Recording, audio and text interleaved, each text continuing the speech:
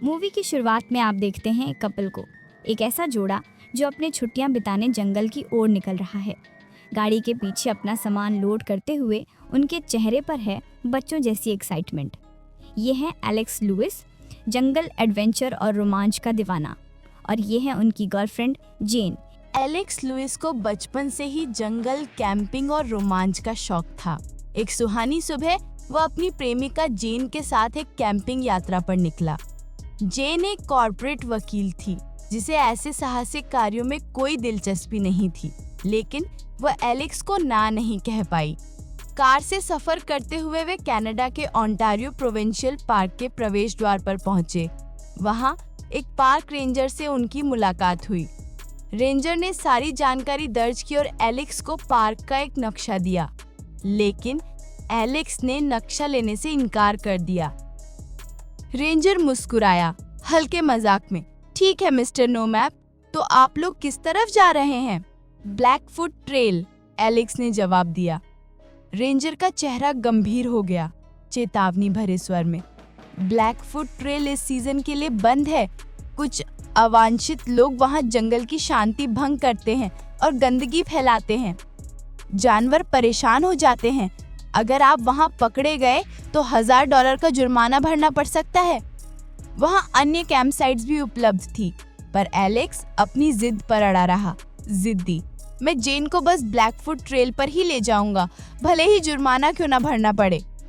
Ranger ने आगे कोई सवाल नहीं किया। उसने एक मेडिकल किट थमाते हुए कहा, इसे साथ रख लो, उम्मीद है इसकी जरूरत नहीं पड़ेगी। एलेक्स ने किट उठाई और जेन को लेकर झील के किनारे पहुंचा।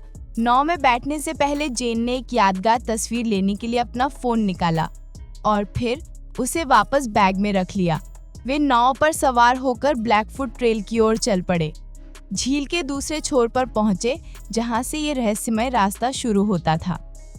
सामने दूर तक फैला घना हरा भरा जंगल था। पक्षियों की मधुर चहचहाट हवा में गूंज रही थी और मिट्टी की सौंधी खुशबू उस जगह की अद्वितीय सुंदरता को और बढ़ा रही थी। एलेक्स नाव को किनारे लगाने लगा, इसे पलटकर रखने की कोशिश में। तभी नाव उसके हाथ से फिसलकर सीधे उसके पैर पर आ गिरी, दर्द से कराहते हुए। वह दर्द से चीख उठा, लेकिन फिर खुद को संभाल लिया। आगे बढ़ने से पहले उन्होंने अपना सामान जांचा। एलेक्स ने देखा कि जेन एक बेयर स्प्रे, एक रोड फ्लेयर और एक सीटी लेकर आई थी। हंसते हुए, मजाक उड़ाते हुए एलेक्स हंस पड़ा। इन चीजों की यहाँ कोई जरूरत नहीं पड़ने वाली। फिर दोनों ने सामान उठाया और जंगल की गहराइयों में चल पड़े। बातें करते हुए, प्रकृति का आनंद लेते हुए वे आगे बढ़ते रहे जब तक कि शाम नहीं हो गई। रास्ते में एक कैंपसाइट दिखी और उन्होंने वहां अपना तंबू लगा लिया। आग जलाने के लिए लकड़ियां इकट्ठा करने एलेक्स चला गया। जेन अकेली घने जंगल में बैठकर उसका इंतजार करने लगी।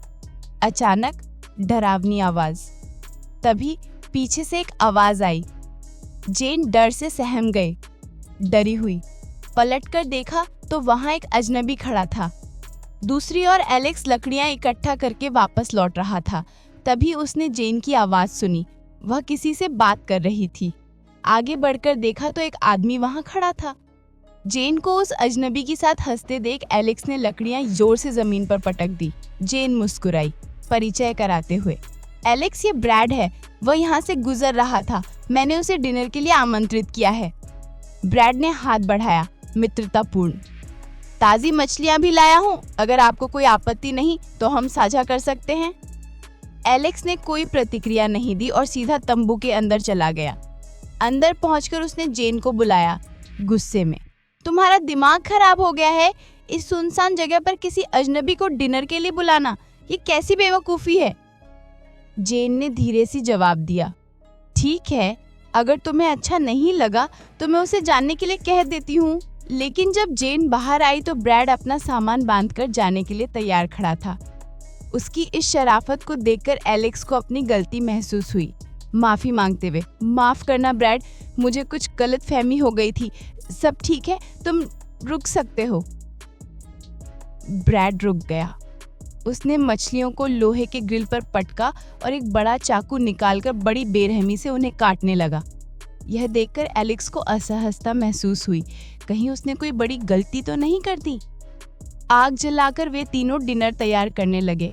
एलेक्स ने पूछा, तुम भी यहाँ कैंपिंग करने आए हो? अजीब ढंग से मुस्कुराते हुए, नहीं, मैं एक टूर गाइड हूँ, लोगों को जंगल का असली अनुभव कराता हूँ। फिर उसने एलेक्स से पूछा, और तुम क्या करते हो? मैं गार्डन और लॉन डिजाइनिंग का काम करता हूँ। ब्रैड मुस्कुराया, क्या तुम मैक्सिकन हो? मैंने तो यहाँ ज्यादातर मैक्सिकनों को ही ऐसे छोटे मोटे काम करते देखा है। यह बात एलेक्स को चुभ गई। जेन बीच में बोली, एलेक्स का बचाव करते हुए, एलेक्स कोई छोटा काम नहीं करता, वह प्रीमियम गार्डन डिजाइन करता है और जल्दी ही अपनी कंपनी शुरू करने वाला है। बहुत अच्छा एलेक्स, तो फिर तुम लोगों की क्या योजना है? बस यहीं रुकने वाले हो या कुछ नया एक्सप्लोर करोगे? नहीं, हम बस यहीं आराम करने आए हैं। तुम्हारी योजनाओं से तो लगता है तुम पार्किंग लॉट में कैंपिंग के आदी हो। फिर वह जेन की ओर मुड़ा। जेन, अगर तुम मेरी गर्लफ्रेंड होती तो मैं तुम्हें असली जंगल दिखाता। पास में ही एक खूबसूरत झरना है। एलेक्स, तुम तो वहां गए ही होगे, बताओ झरने की किस तरफ से उतरना सही रहेगा? तेज, चिढ़कर, दाई ओर से। वाह, क्या तुक्का मारा भाई, ब्रैड ने कहा। एलेक्स का खून खौल उठा। ब्रैड ने फिर जेन की ओर देखा, फिसलन भरी मुस्कान के साथ। जेन, अगर तुम चाहो तो मैं तुम्हारा गाइड बन सकता हूँ। मैं ऐसी जगह जानता हूँ जो मैप कर भी नहीं है। एलेक्स समझ गया कि ब्रैड उसे नीचा दिखाने की कोशिश कर रहा है। जेन ने माहौल को शांत करते हुए प्यार से कहा, मुझे किसी गाइड की जरूरत नहीं है, मेरे पास पहले से ही एक बेहतरीन गाइड है। डिनर खत्म हुआ और ब्रैड जाने लगा, लेकिन अचानक रुककर वह पलटा और सीधे एलेक्स के पास आया। एलेक्स, एक बात बताओ, तुम कह रहे थे कि तुम्हें कुछ गलतफहमी हो गई थी, वो गलतफहमी क्या थी? एलेक्स ने ठंडे दिमाग से जवाब दिया, मैंने सोचा जो लोग जानबूझकर दिखावा करते हैं उनकी नीयत में खोट होता है, लेकिन जेन को तुम एक अच्छे इंसान लगे, इसलिए मैंने तुम्हें रुकने दिया। आज तो तेरी किस्मत अच्छी थी एलेक्स, पर जंगल में संभल कर रहना। जाते जाते उसने जेन की एक अंडरवेयर उठाई और उसे देखते हुए एक अजीब मुस्कान के साथ वहां से चला गया।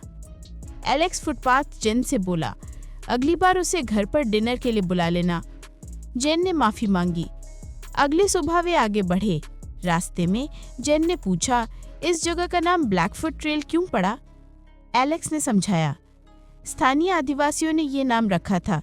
ये ट्रेल एक खूबसूरत झील पर खत्म होती है जहाँ की मिट्टी काली है। शिकारी जानवरों के काले पैरों के निशान उस मिट्टी पर देखते थे। तभी एलेक्स की नज़र जमीन पर एक बड़े पंजे के निशान पर पड़ी, एक विशाल भालू का। उसने जेन से इसका जिक्र नहीं किया।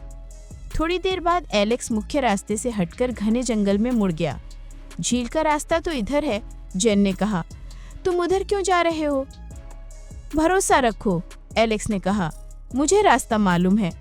लेकिन वो रास्ता भटक चुका था और एक ऐसी यात्रा की शुरुआत हो चुकी थी जिसके बारे में उन्होंने कभी सपने में भी नहीं सोचा था। अंधेरा हो रहा था और जंगल की छाया उन्हें निगलने को तैयार थी। रात हो चुकी थी। उन्होंने एक जगह रुककर तंबू लगाया। एलेक्स के पैर में दर्द उठा।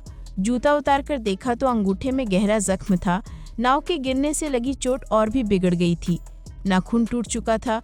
उसे दर्द से कराहते हुए निकालना पड़ा। जेन ने दवा लगाकर पट्टी बांधी। खून से सने पुराने मोजे को उन्होंने एक पेड़ की डाली पर लटका दिया।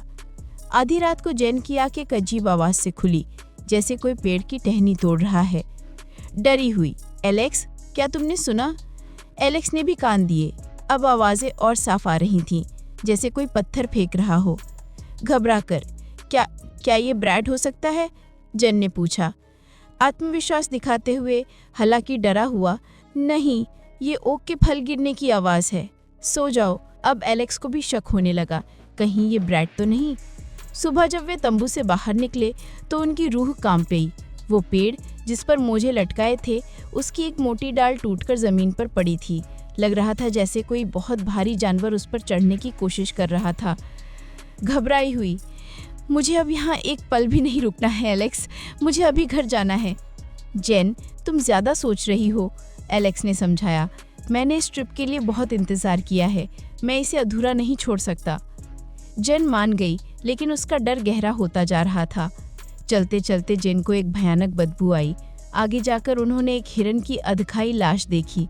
भयभीत एलेक्स जानता था कि ये भालू का काम है, लेकिन उसने जेन से ये बात छुपा ली। थोड़ी दूर पर एलेक्स ने एक पगडंडी देखी और खुशी से चिल्लाया, झूठी उम्मीद में, जेन, हम झील पर पहुंचने वाले हैं। लेकिन जब वे अपनी मंजिल पर पहुंचे तो सामने कोई झील नहीं थी, बस एक गहरी सुनसान खाई और चारों तरफ गहरा जंगल था। गुस्से और डर से लरसती हुई आवाज में जेन चीखी, झील कहाँ है एलेक्स? घबराया हुआ, हम रास्ता भटक गए हैं, एलेक्स ने स्वीकार किया। अब ये मत कहना कि तुम नक्शा नहीं लाए, जेन गुस्से में बोली। मैंने कहा था कि मैं इस पार्क में आ चुका हूँ। इस ट्रेल पर मैं आखिरी बार हाई स्कूल में आया था। जेन ने अपना फ़ोन ढूंढना शुरू किया। एलेक्स ने शर्म से सिर झुकाते हुए कबूल किया, पछतावे से, फ़ोन गाड़ी में है, मैंने निकाल कर रख दिया था ताकि तुम ध्यान न भटको। गुस्से से चीखते हुए, तुम्हारी वजह से हम जंगल में फंस गए हैं। जेन का गुस्सा फूट पड़ा।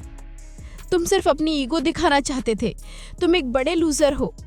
धीमी टूटी हुई आवाज़ में एलेक्स ने जवाब दिया, मैं उस झील पर तुम्हें प्रपोज करने आया था। ये सुनकर जेन का सारा गुस्सा पछतावे में बदल गया। वो मायूस होकर एक चट्टान पर बैठ गई। उस रात एलेक्स ने खाने का बैग एक ऊंचे पेड़ पर लटका दिया। सुबह उठकर उन्होंने देखा कि वो बैग फटा हुआ था। कोई शक्तिशाली जानवर उसे नोच खाया था। डल को छुपाते हुए, ये कोई रैकून होगा, एलेक्स ने झूठ बोला, लेकिन अंदर से वो जानता था कि सच्चाई कुछ और है। वे वापस के लिए निकल पड़े, लेकिन एलेक्स पूरी तरह रास्ता भूल चुका था। भटकते भटकते जेन को एक अजीब गड्ढा दिखाई दिया।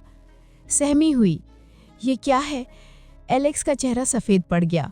डरावनी आवाज़ में फुसफुसाते हुए, ये बेयर बेड है, एक भालू का बिस्तर। वे वहाँ से जितनी दूर भाग सकते थे भागे। अगली रात जब वे तंबू में सो रहे थे, तभी झाड़ियों में जोरदार हलचल हुई। कांपती हुई आवाज़ में, क्या ये भालू है? एलेक्स जोर जोर से चिल्लाने लगा। कुछ देर के लिए आवाज़ें बंद हो गईं। दोनों ने राहत की सांस ली। लेकिन अगली सुबह जैसे ही एलेक्स ने तंबू का जिप खोला, उसकी सांसें अटक गईं। भयानक डर। सामने एक विशालकाय काला भालू उन्हें घेरे हुए था। शांत रहो, बिल्कुल आवाज़ मत करना, एलेक्स ने डरी हुई फुसफुसाहट में जेन से कहा। तंबू के बाहर एक भालू है। एलेक्स ने फिर से जिप बंद कर दी।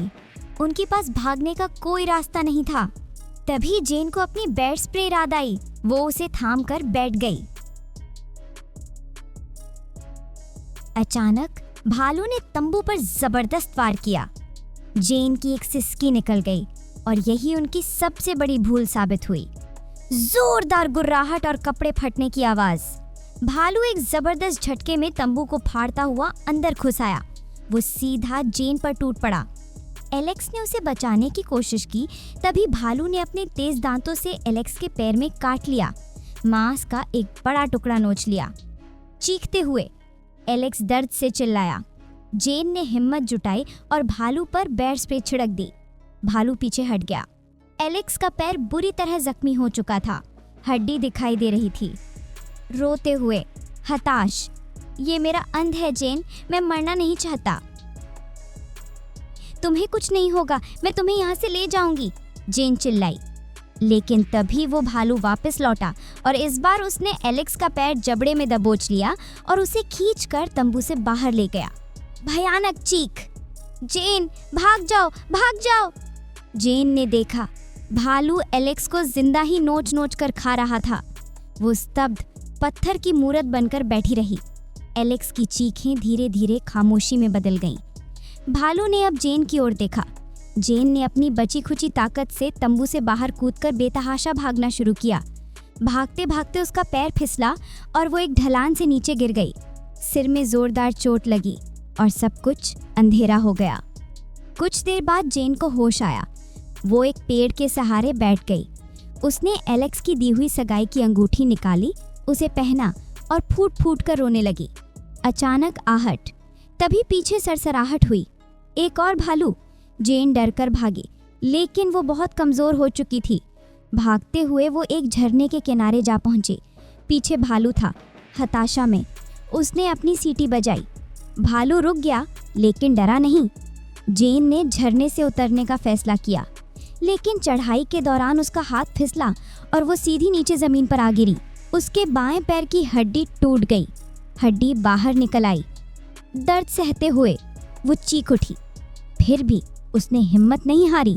उसने 2 लकड़ियां उठाईं और उन्हें अपने टूटे पैर के दोनों ओर रखकर मोजे से कसकर बांध दिया, एक पट्टी की तरह।